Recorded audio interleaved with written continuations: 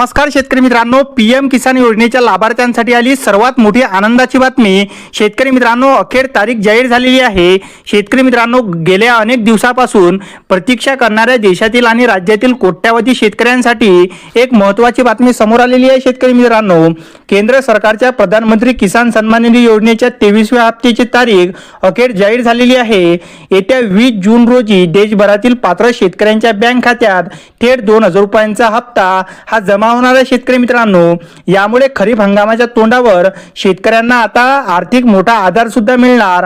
आता शेतकरी मित्रांनो, हे पैसे जमा कसे होणार? आता 20 तारखेला काही शेतकऱ्यांच्या आणि काही जिल्ह्यांमध्ये हे पैसे जमा होणार। पहिल्या टप्प्यामध्ये 20 जून 2026 रोजी पैसे पडणार। त्यानंतर जे उर्वरित काही जिल्हे असतील त्यांना सुद्धा 21 जून रोजी म्हणजे हे पैसे एकत्र पडणार नाही।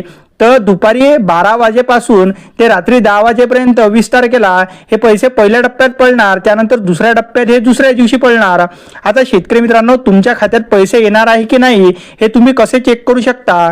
तर सर्वात आधी पीएम किसानच्या अधिकृत वेबसाईटवर तुम्हाला जावं लागणार। त्यानंतर होम पेजवर असलेल्या नो युअर स्टेटस या पर्यायावर तुम्हाला क्लिक करावं लागणार।